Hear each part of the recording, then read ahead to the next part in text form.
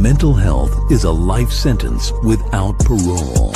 Too many of us carry invisible wounds, trauma, loss, shame, and silence. I created the Crawl, Walk, Run podcast to break that silence, to give a voice to the voiceless. This is not just a show. It is a platform, a place where authors, veterans, artists, survivors, and everyday people can share their truth without fear of judgment. We crawl through the darkness. We walk toward healing. And we run into purpose. Together, we will build this community. This podcast is about resilience, about stories that matter, and about reminding the world that your voice could save someone's life. I'm your host, StevO, and this is Crawl, Walk, Run. Kenneth O. Preston, Certified 10X Business Coach CEO, Savage Mountain Capital 13th Sergeant Major of the Army, retired. Kenneth O. Preston is a proven leader in both the military and business arenas, dedicated to building strong organizations, empowering people, and driving results. As a certified 10X business coach, Ken works with entrepreneurs and executives to accelerate growth, improve performance, and maximize their potential. He also serves as the CEO of Savage Mountain Capital, a nationwide private money lending firm that helps real estate investors fund their futures through strategic lending for rehabilitation, rental, new construction, and commercial projects. His leadership philosophy is rooted in discipline, integrity, and an unwavering commitment to service. Ken's distinguished military career spans 36 years of active duty service in the United States Army, culminating as the 13th Sergeant Major of the Army from 2004 to 2011, serving as the Army Chief of Staff Senior Enlisted Advisor. He influenced policies impacting over 1 million soldiers and their families worldwide. He is the longest-serving Sergeant Major of the Army in history, a role in which he traveled extensively to listen to soldiers, assess training and readiness, and advocate for the resources they needed to succeed. His career included deployments, command positions at every level, and leadership in combat operations, including service as Command Sergeant Major for V Corps and Combined Joint Task Force 7 in Baghdad, Iraq. Following his military retirement, Ken has continued his life of service through impactful leadership roles in business and nonprofit organizations. He served as Vice President for NCO and Soldier Programs at the Association of the United States Army, AUSA, and as President and CEO of Homes for Our Troops, a national nonprofit that builds mortgage-free, specially adapted homes for severely injured post-9/11 veterans. He is a senior fellow at AUSA and has contributed to organizations such as the Institute for Veterans and Military Families, IVMF, the Armor and Cavalry Heritage Foundation, and the Army Historical Foundation. Locally, he serves as a volunteer chief financial officer for his hometown church.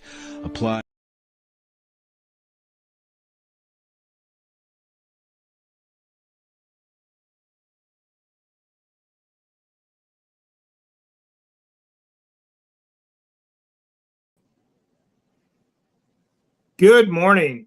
I am StevO with Crawl, Walk, Run. This is the podcast, Season 2, Episode 4, Up Close with Kenneth O. Preston. He is the 13th Sergeant Major of the Army. This is the Thanksgiving edition, and I would like to bring him into the room. Welcome, Sergeant Major. Hi, glad to be here. Hi, how you doing? I'm doing well. So I'm going to get right into it. So what does Crawl, Walk, Run mean to you? Great question. So, crawl, walk, run. If you can't run, then walk. If you can't walk, then crawl. And so it just depends on, where you're at in life and what your situation is and how you look at things. But, for me, if I'm going in to do something brand new that I've never done before, I automatically assume I'm at the crawl stage. So, you be the sponge, learn everything you can. And as you become more competent in that task that you're trying to learn, trying to master, you transition from crawl to walk to run. Great. So what is what is trauma? And if you don't have trauma, what do you do to help people that have trauma? Yeah, so trauma to me is, it could be a physical injury or a disability. All of us that served, all of us that work in very demanding careers, athletes, you experience, physical kinds of trauma, broken arms, bones, torn ligaments, whatever the case may be.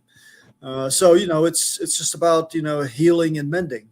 But then there's also the psychological trauma too. It's the things that affect you and your mind and how you look at things. And one of the things that I learned going through my journey, particularly the last several years, and it's something that I've always believed in, but now that I've been reassured and now that I look at life differently, the things in the past you can't change. I mean, they are the past. It's water under the bridge. So what I've learned is to focus looking forward. Focus on goals. Focus on moving forward. Focus on learning something new. I've got a sign that hangs up that says no negativity, and so it's one thing to go in and report bad news, but it's another thing to sit and complain about things all the time. So, no negativity. And really, it's just about establishing goals, I think, and looking forward to a better self, a better new person of you. And I've had to go through transitions a bunch of different times. So, when you're dealing with transitioning, like when we were in the military, you leave one duty station and you go to another. I mean, when you look at the the surveys out there they do to just kind of stress, to measure stress levels and to measure the impact on, service members as they transition through their career, moving from one job to another, creates a high degree of stress. At the same time, when you, go through actually moving, you PCS and you move from one duty station to another, and you got to pack everything up. That's also psychological trauma. You go through a divorce, a major separation. That's psychological trauma. So, the way you get through those is to focus on the future, and then look forward to, those goals that you set for yourself. So, what do you do, Sergeant Major, for coping mechanisms with trauma or to help other people? Yeah, the biggest thing for me is the thing that's always helped me keep a sound mind and body is my fitness. I was combat arms, coming up through the ranks, and of course I was always in those units. We did physical fitness every day. We did it together as a team, so it was a bonding event that kept us all tied together. Obviously, I'm not part of that environment anymore. So now, as an individual entrepreneur, fitness is still my anchor. And I've always said that fitness, when I go in and I do my workout every morning, it's not the most important thing that I do that day. I mean, I've got lots of important things that are going on, but my fitness is the most important thing that I do every day. So it's really about making time, to take care of yourself.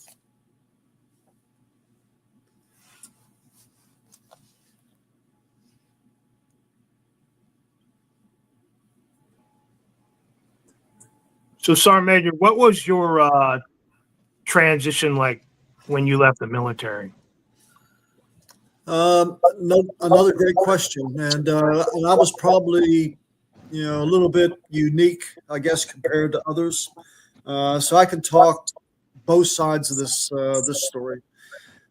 For me, right after I retired, my intent was to, I demoted myself back to private, and then I came back to the farm to really get the farm back up and running, and take care of mom and dad, and to take care of my father-in-law. And that was my intent. I didn't really think about what's next.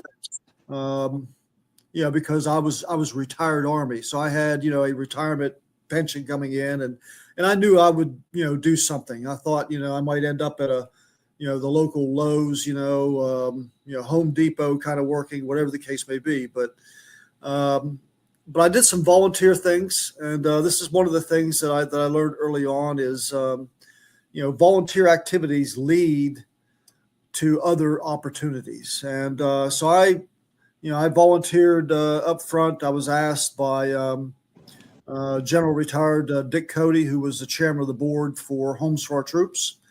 And he said, Sergeant Major, I really need you, as part of the board. And, it's no pay. It's, you volunteer your time and you're expected to donate to the organization. You pay your way to the board meetings. So, but I said, for 4 board meetings a year, I could do this. And it was an opportunity for me to give back to those, less fortunate, those service members out there that really needed and what I believe is our greatest amount of help. And that's, those veterans out there that were seriously wounded. And these are, the veterans that spend all or part of their life in a wheelchair, or, veterans that, can no longer actively get around, in a normal home that you and I would live in. So Homes for Troops was the first thing I volunteered for. And then General Myers, who was the chairman of the board for the USO National, he said, Sergeant Major, we have no senior enlisted representation on the USO board. And so he asked me, and he asked John Estrada, who was the Sergeant Major of the Marine Corps, who had retired as well. John and I were both in Iraq together. So, we were best friends. We knew each other very well. And so that was another thing that I volunteered for. And then the Institute for Veterans and Military Families. And it was another one of those where, as Syracuse University was standing up the Institute for Veterans and Military Families, it was really about teaching veterans how to become entrepreneurs. And when you look at the history of Syracuse University, their history goes all the way back to World War II. And when we had, 8 million soldiers serving just in the Army, when all those veterans came back from combat, Syracuse, what they did was they built Quonset huts all across their campus, and they put veterans through college. And it was all those veterans, going to school across the country that became the engine that got, our nation back up and running again. So those 3 things were volunteer opportunities. And of course, that opened the door for other opportunities. I actually had the opportunity to go to Massachusetts to serve as the interim president and CEO for Homes for Our Troops. When the founder and CEO resigned and stepped down, it was very quick, very sudden. And I went up there with the intent to be there for a couple months, and but ended up being there for a year. But I learned a lot about nonprofit organizations and how they operate, how they make their money, how they get their donations, and then how those donations are used to support the program. And then, I came back from that, and General Sullivan, needed me at AUSA, and he asked me if I would, come to the Association of the United States Army and serve as the director of NCO and Soldier Program. So ended up being there for 7 years, and I didn't intend to, be there that long. But as General Sullivan transitioned and General Ham came on board, I stayed with General Ham, and and him and I both agreed. I mean, we set up kind of a timeline for ourselves that we wanted to get the positions there at AUSA into kind of a rotational movement where we wouldn't be there for 20 years. We wanted to get it into where we could recruit other senior non-commissioned officers and officers to take our place. And I was very fortunate to recruit Dan Daly to take my place as the vice president for NCO and Soldier Programs. So that was my transition, and for those years like after I left the military. But one of the things that I found, and particularly with serving as a CEO of a nonprofit organization where I had veterans that worked for me, and I had the opportunity to interview and hire veterans. As I see, the biggest challenge out there for veterans is, in the military, we all have a squad leader. We all have that sergeant that kind of looks out for us, make sure that, we're present for first formation, kind of leads us through the duty day, keeps us informed of what's going on. And of course, gets us all the way through from, early in the morning till, close of duty. And then on weekends and, holidays, that sergeant is the one that's checking in on us, looking out for us just to make sure that we're all, squared away and that we're safe. And of course, when you transition out of the military, you no longer have that squad leader. And what I found was, out in the civilian workforce today, civilian workforce is very entrepreneurial. It's all about, being the entrepreneur, and you really kind of focus on yourself, and knowledge is power. And people don't like to share a lot of knowledge. And it's difficult for veterans coming in to, gain that knowledge, to gain the experience, because you don't have that squad leader there openly showing you and teaching you and coaching you, into that transition. So you end up becoming lost out there in the workplace to some degree. And so that's why, one of the things that I found that as I've had to reinvent myself several times, when I left AUSA, that was kind of my last kind of final job. I said, I'm not ready to retire. I don't want to quit working. I want to work, as long as I can. And so I said, okay, so what do I do next? So I had to reinvent myself. I went back to college for a year during COVID, because I left AUSA in January of 2020, just as COVID was setting in. And so I spent a year down at Columbia, Maryland, down there at the Institute. It was an automotive mechanics course. So it was I'm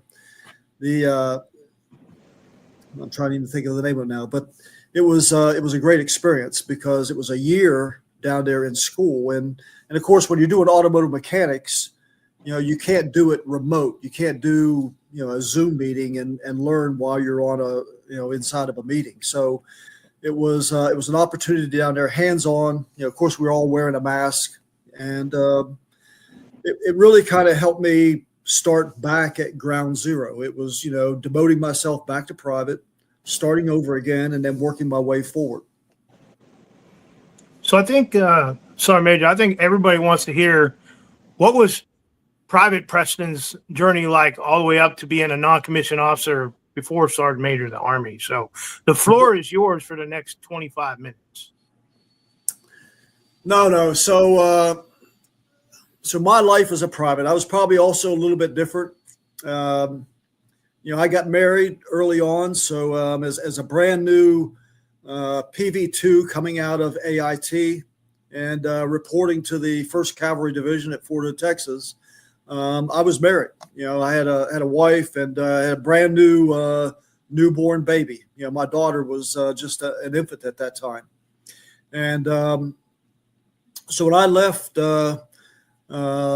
basic training, advanced individual training, once I got through all the initial entry training, I returned back home, and loaded her and our daughter up in it was a 1971 Ford station wagon country sedan. And, we drove 1,600 miles to Fort Hood, Texas.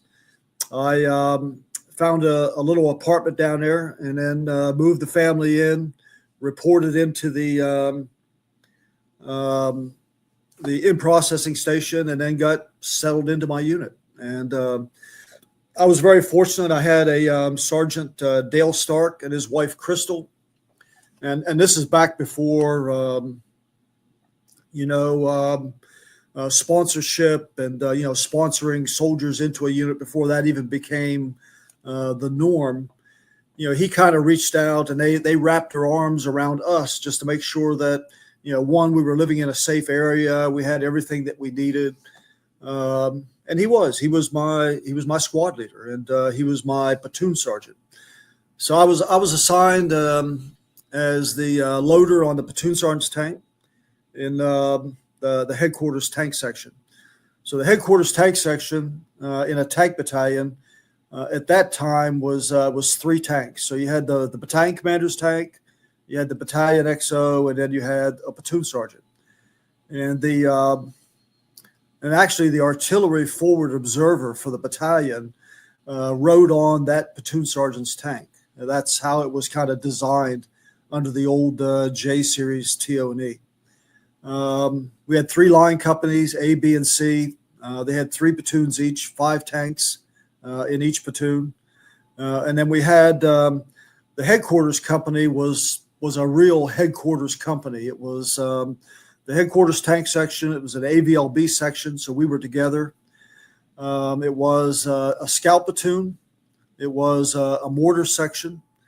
So, we were an experimental battalion there at the time, and so we had a chance to test a lot of things. We did the BART test, the basic armor reliability test, to determine if it was better to invest resources into the older tank platforms, which at that time was the M60, M60A1, and the M60A1 Rise passive.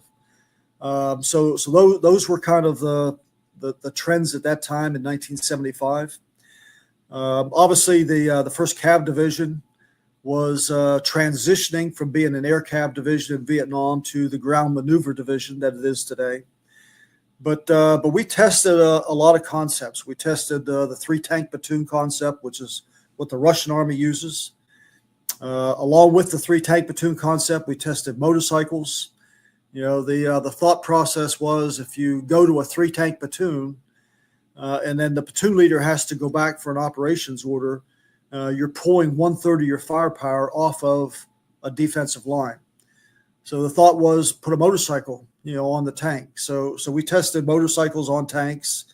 I was a scout in the scout platoon for a little while on motorcycles. We had motorcycles. We had some dune buggies. We had gun jeeps. For those that are old enough to remember the Rat Patrol. So as a private, I was pretty fortunate that, I had a sergeant that taught me everything I needed to be, know, and do. And I was able to move up to the ranks pretty quick. I was promoted to sergeant in July, which, was 2 years, after joining the military. I came in the 30th of June of 75, and my date of rank for sergeant was, like the 1st of July, 77.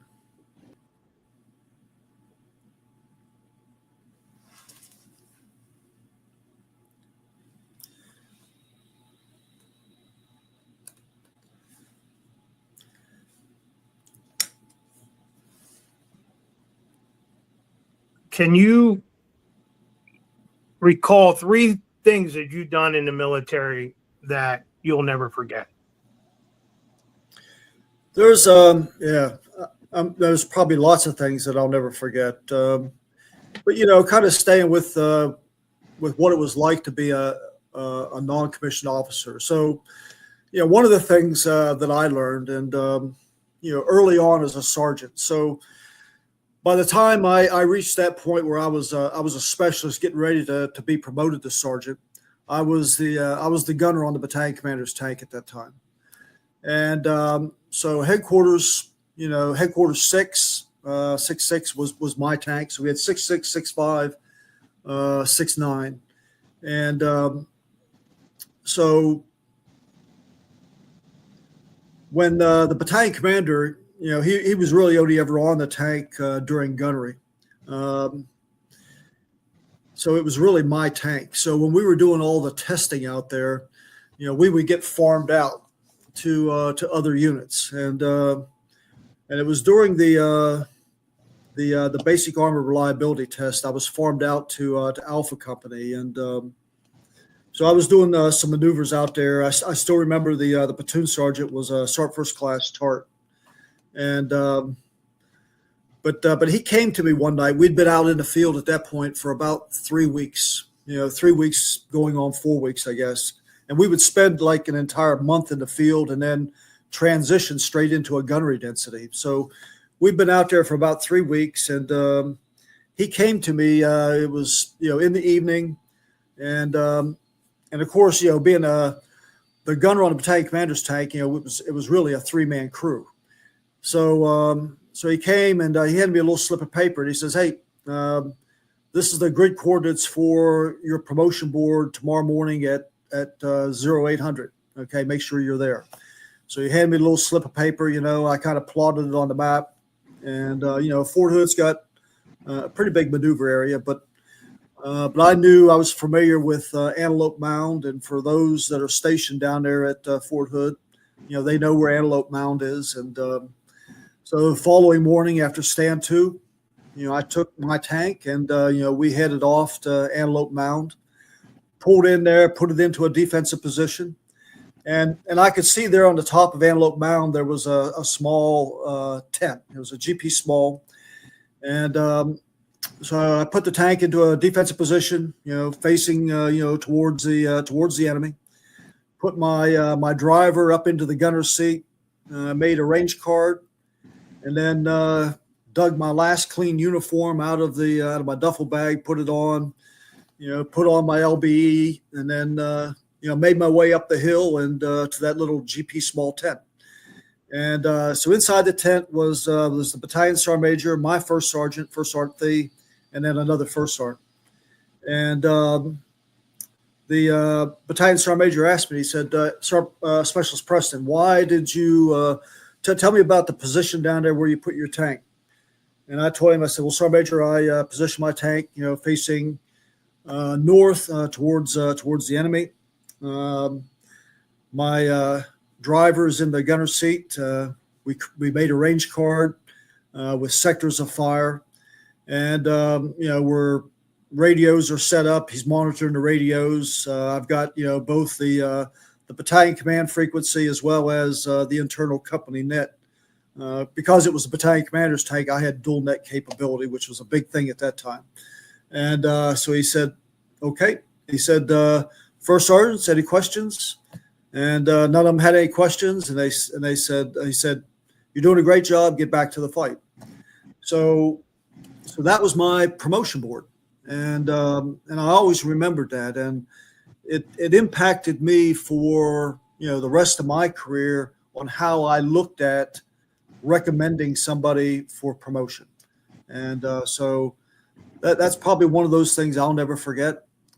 The second thing I'll never forget is, as I look at, I came down on assignment instructions not long after that, right after I was promoted to sergeant. It was, so that was July. Came down on assignment instructions. It was probably like November of 77. And I had a reporting date of February of 78 to Gelnhausen, Germany. So when I came in the Army, I came in with the intent to do 4 years, get out, take the Montgomery GI Bill, go to college, and become an architect. But here I was at about 2 years and about 9 months, which is what it would have been by the time I got to Germany. So I would have had about 14 months in Germany if I would have went on the assignment. I would have had to send my wife Karen and my daughter back to live with her mom and dad until I finished my tour in Germany, and then I would have got out. But the option that I had, I could re-enlist for 3 years and then take the family. And for her and I mean, we talked about it, and we wanted to travel and see the world. So the impact on me, I guess, there at Fort Hood was that decision, very first decision to re-enlist, was based on 3 things. One was command climate, and it's a first line supervisor, and it goes all the way up through the chain of command and the NCO support chain to the first general officer level of command. The my platoon sergeant, Dale Stark, and then Charlie Long, who came in after him to be the platoon sergeant. Charlie Long was another great non-commissioned officer. He was one of those. He was a Vietnam veteran, mostly all the non-commissioned officers back then were all Vietnam vets. And but he was a Vietnam veteran, got out after Vietnam. He drove a tractor trailer for a while, and then when the gas embargo hit, he ended up losing his truck, and so he came back into the Army.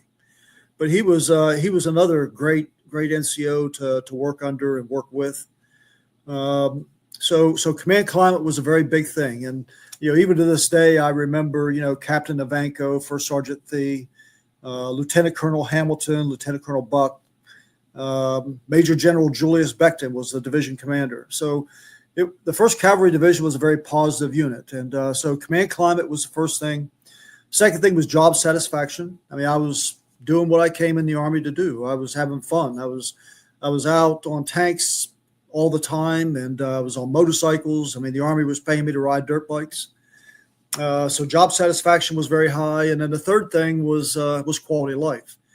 And the quality of life, not only just for me to be able to pursue my educational goals that I wanted to complete while I was in the military, but also to the quality of life for the family was better than what I could have provided going back, living on the farm, living in a mobile home, working the farm part-time, and then going to school full-time. It was far better than what I could have provided. So the decision to re-enlist early on, was an easy one. And so re-enlisted, went to Germany, got there in February of '78. And of course, at that time you have to, when you're command sponsored, you have to get there and find a place to live first. And there was a waiting list for government housing. And so I found a place that I rented off post. It was about 9 kilometers outside of Gelnhausen, a little small village. And rented an apartment there. We were on the ground floor. There was an infantry sergeant that was assigned to the infantry battalion up on the hill. And so him and his wife lived right above us. And so Karen and Valerie got there in April of '78. So it took about 60 days. Now, in that 60-day time frame, living in the barracks, when I got there, I thought for a short period of time that I made a mistake re-enlisting because that unit was completely different than the unit I had just left at Fort Hood. There was low morale. The barracks was dirty. It was nasty. I mean, I was living in a 4-man room with a staff sergeant, another sergeant, and a corporal. So there was 4 of us in a room, and we were across the hall from the latrine and the shower room. And it wasn't very clean. It was a nasty kind of place, especially on the weekends. You get out there and kind of help out. You round up a couple of guys to clean up the place a little bit. But the leadership there just wasn't as strong and wasn't engaged as the unit that I'd left. So, but I watched, because the chain of command, everybody switched out over the course of the next, probably 4, 5, 6 months. In fact, the new first sergeant in process the same time that I did, and then he took over about 60 days or so after I'd been in the unit. And then, so the first sergeant came in, and then a couple months after that, a new commander came in. So I was the gunner on the company commander's tank, and Jim Bessler was the brand new company commander coming in, and obviously we had just finished a reforger exercise. The old commander left, and then Bessler came in, and we had about 45 days until level 1 gunnery. But one of the things I learned from him was what it takes to achieve excellence.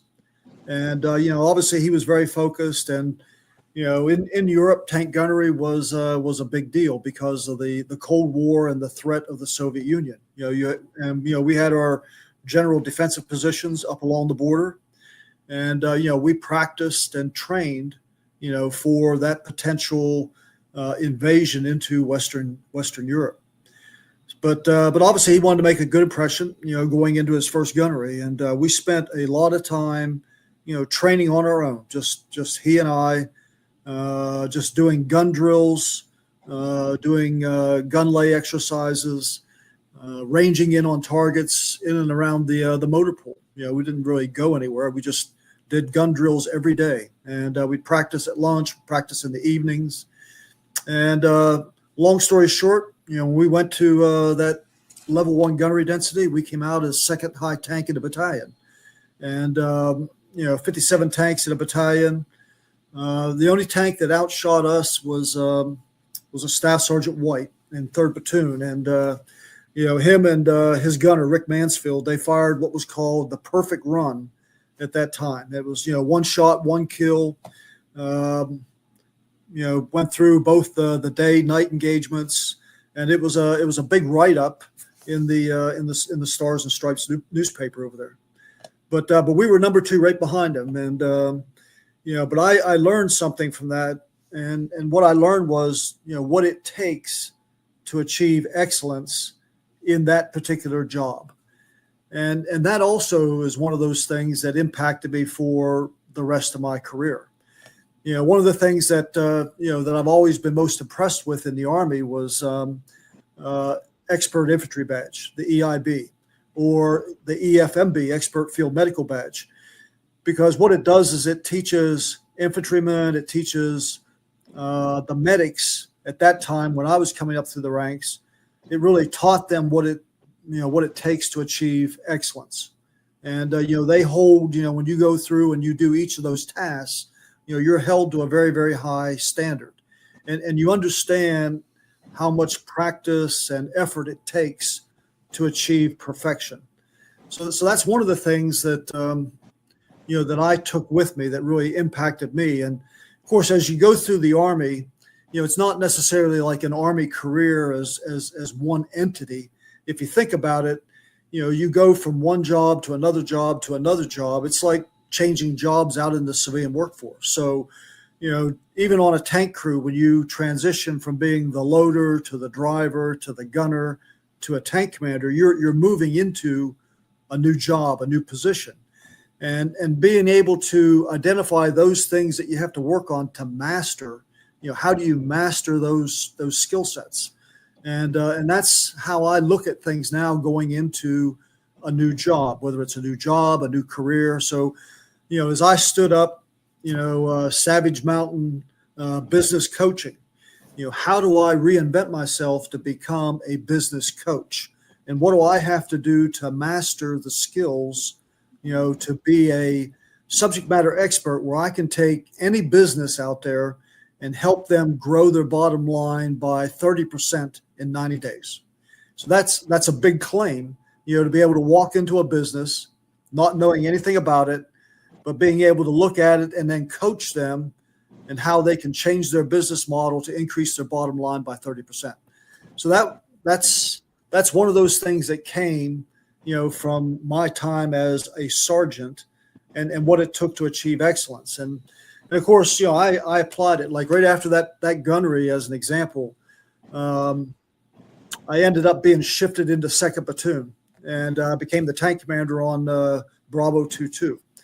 So 45 days from, so this was, so that was 1978, kind of in the winter months when we fired tank gunnery. So going into 1979, in April of 79, I was, put on Bravo 2-2 as a tank commander. Okay, so we had level 1 gunnery density coming up in June to July. I had 45 days to train a crew. My gunner was brand new. He was a specialist promotable, and he had been the first sergeant's driver since he was a private when he arrived in the unit. And Ray Fatz was a great young man, and he was in fact we made him an AJ acting jack sergeant. My driver was brand new. Had just been assigned, was a specialist, and PFC Warren, Jerry Warren was a PFC who had just arrived from Fort Hood, Texas. So I had 45 days, and on top of that, the tank was deadline. The pack was on the ground. It had a ruptured oil core waiting on parts to come in. And so once we got the tank fixed, literally, we spent hours and hours and hours training in the motor pool, just doing dry fire drills, using the windows in the barracks as targets, just to go through and rehearse and rehearse and rehearse. And, you rehearse under not only ideal conditions, but you start throwing in, the adverse kind of conditions as well. You do it in the dark, you do it in the rain. You do it where you start missing targets. You do it with, your backup, your auxiliary sites. So we rehearsed so that we were ready for all contingencies, and ended up shooting, high tank in the battalion, going through that gunnery density. And of course, it ended up being the high tank in the division, which, 3rd Armored Division at that time was, probably 350 tanks. And, I got an ARCOM out of it. Division commander came down, and it was a big deal. And it was because of that opened doors of opportunity to for the first sergeant. He was very influential in getting me before the Sergeant Morales Club. So he says, you need to go to the Sergeant Morales Club board. And the Sergeant Morales Club at that time was still brand new. It just started a few years before that. There was nobody in the battalion that was a member of the Morales Club.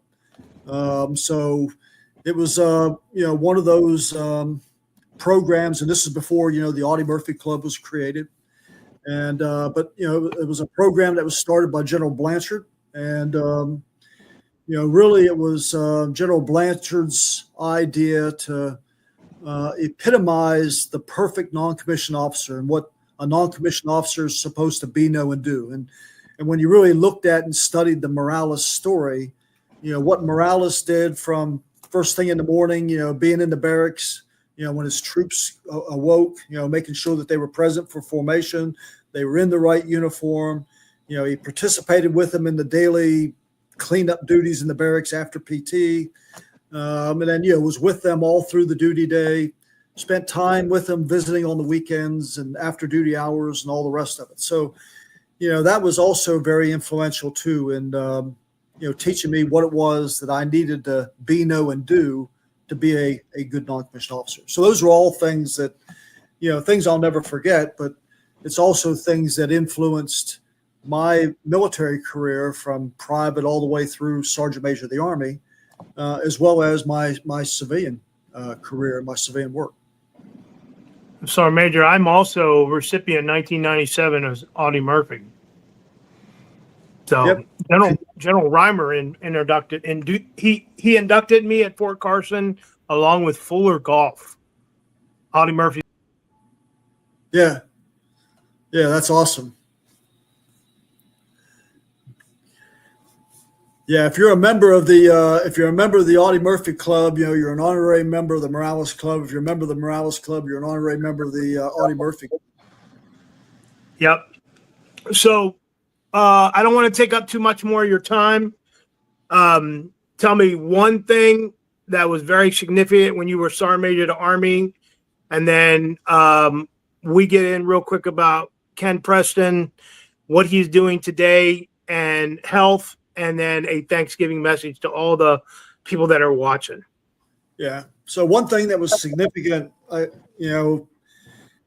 was the senior sergeant major in Iraq. I was the 5th Corps sergeant major when General Pete Schoonmaker selected me to come back to the Pentagon, and I was very loyal to my boss. When General Schoonmaker came into position in August of 2003.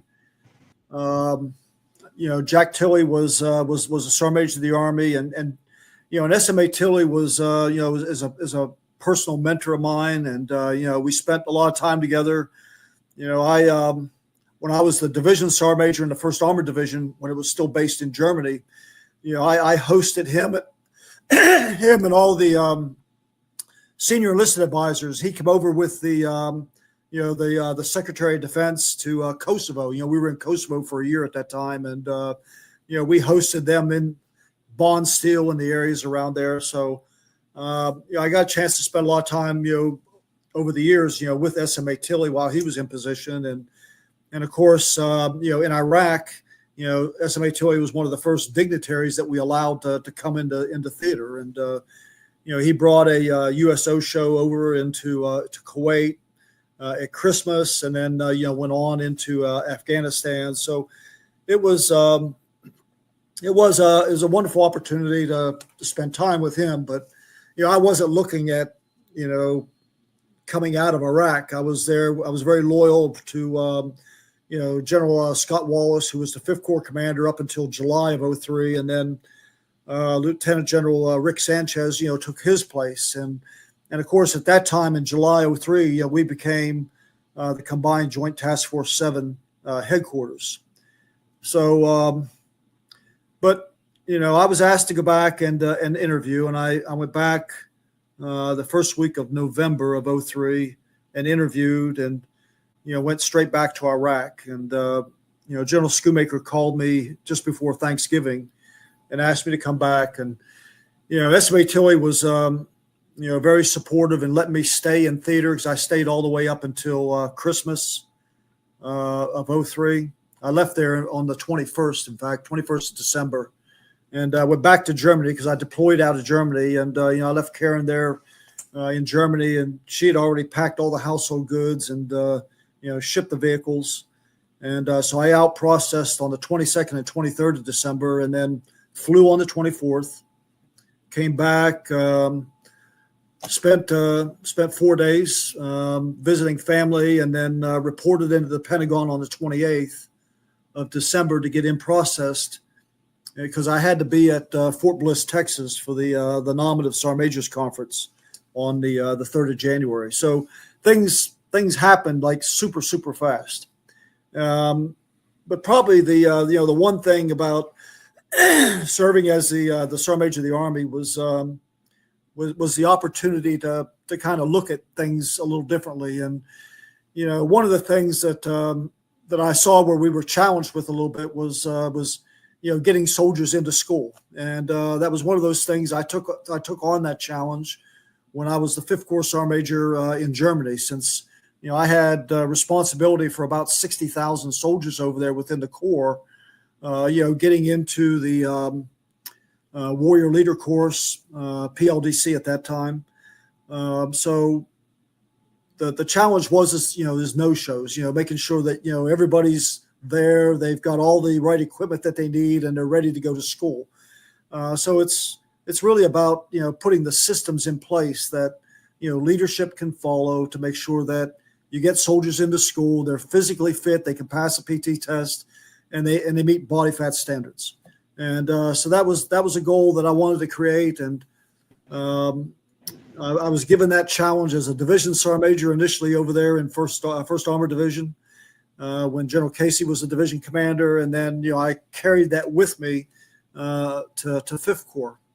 So naturally, I carried that with me back to the SMA position to help kind of restructure, how we look at getting people into school and making sure that they're ready and go to school when they need to. And it was really about bringing all the folks that control NCO education, bringing them together. And when you look at it, you have the Army G1s responsible for a portion of NCO education. The Army G3 is responsible for NCO education.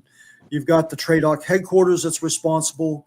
You have the Combined Arms Center at Leavenworth that's responsible, and then you have the Sergeant Majors Academy that's responsible. So you have 5 different stovepipes that have ownership in NCO education. So it was a matter of bringing them together and working more closely together. So that was one of those things I was very proud of, and to be able to start working on a better way to manage our senior non-commissioned officers. And I wanted to start at the most senior level with command sergeant majors and sergeants major, and to make sure that we were getting the best qualified, the best talent out there for commanders to interview. And when you look at all the nominative level sergeant major positions that are out there, what we were relying on in the past was volunteers to go and interview for those positions. So we weren't necessarily getting the best. And when you put a system into place where you can kind of track and monitor who is the best qualified and most deserving that should be interviewing for these positions, you get a different slate of names. And so that was one of those things that I wanted to work on too. And being there at the Pentagon for a little longer than normal was an opportunity to make sure those systems were up and running and they were functional before transitioning out of the military. A lot of people don't know about this right here, Sergeant Major. Oh, the book? Yeah, so that was a collaboration.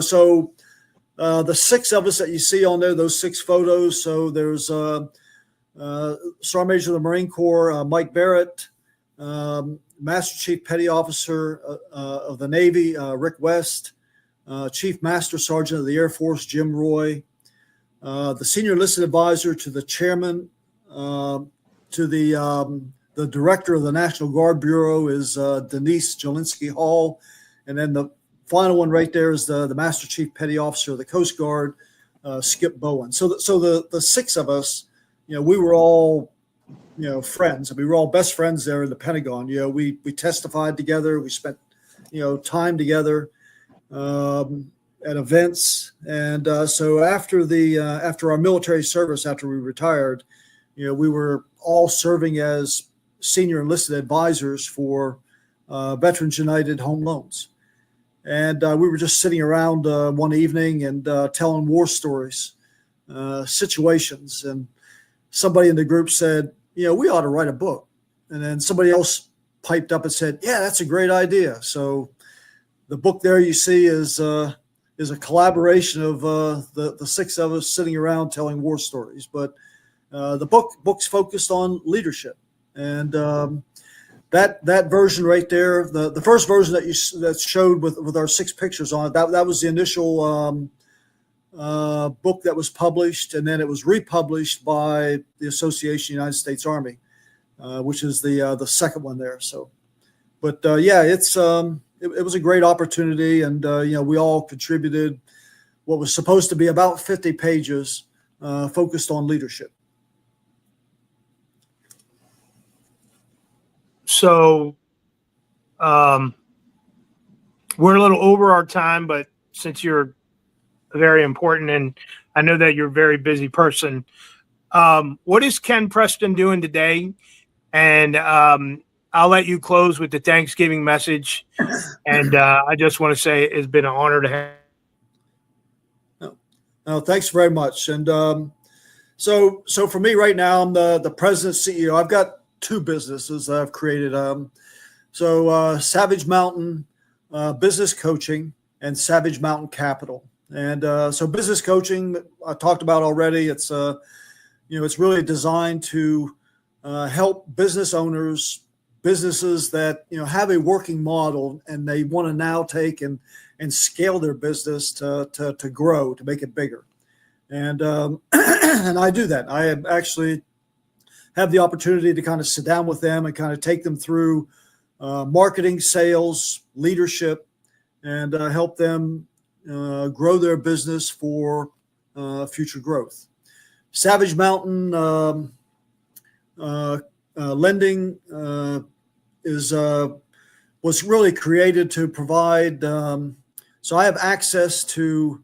It's not bank-owned money, but it's investment money that really for those individuals out there that are in the business of doing rehabs. And I was doing this for a little bit on the side, and going in, finding, buying properties that are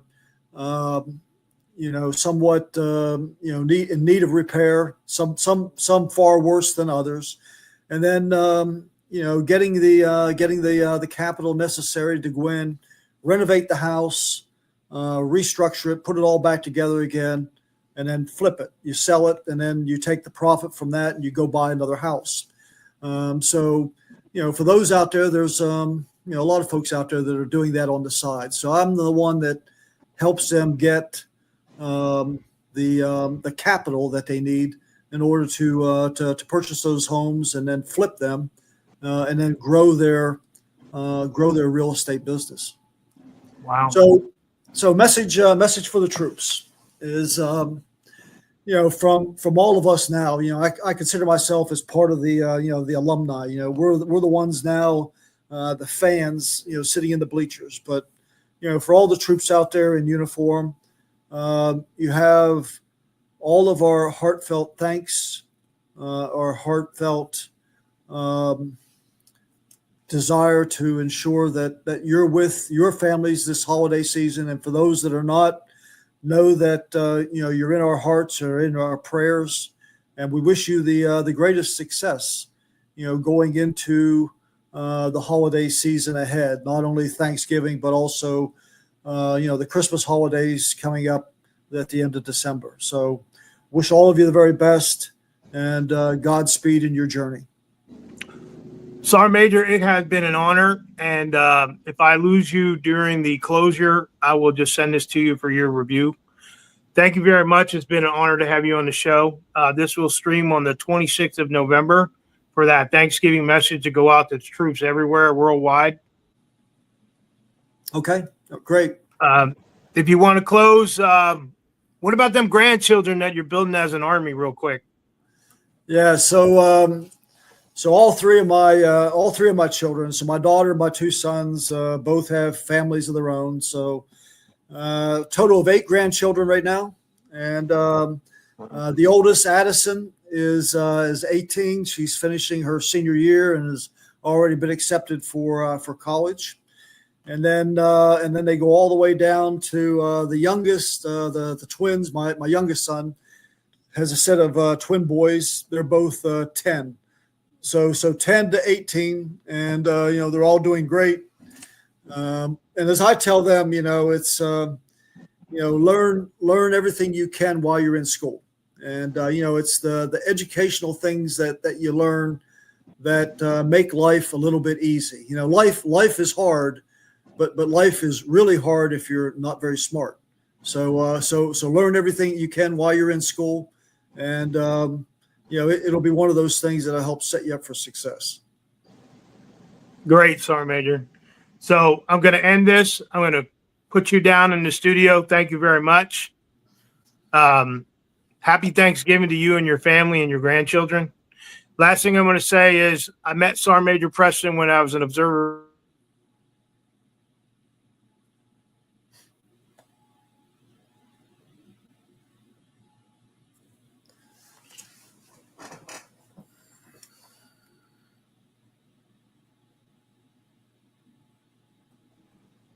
Technical issue, sorry.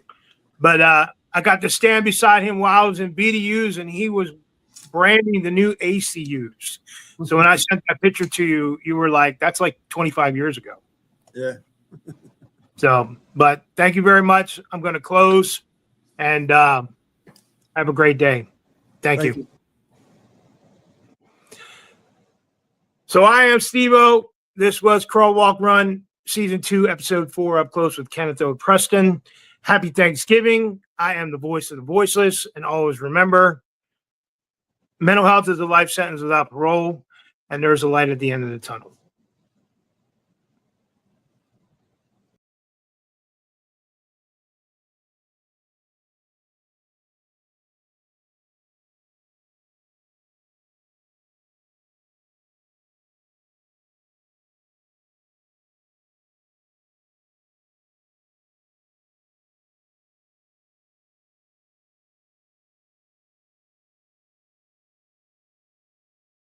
Crawl, Walk, Run podcast. I'm William A. Stevens, Jr., better known as StevO, retired Sergeant First Class, founder of 1821 Productions, and now the host of Crawl, Walk, Run podcast, where leadership, resilience, and real talk meet. I'm a 5-time award-winning author of Veteran and a mental health advocate who's lived through the battles that come after service, the ones you can't see. Through my reflection series, The Mirror, Black Edition, The Broken Mirror, and No Filter, I've given a voice to the voiceless and shown that even in darkness, light still speaks. Now, through the Crawl, Walk, Run podcast, I'm taking that same message to the mic, connected with veteran creators and leaders who crawl through pain, walk through purpose, and learn to run towards something greater. This isn't just a show, it's a movement. I'm not here to impress people. I'm here to impact them because I've lived it, the trauma, the transition, the fight to rebuild, and I'm still standing, still speaking, still giving a voice to those who can't. I'm StevO, host of the Crawl, Walk, Run podcast, voice of the voiceless, speaking head fire.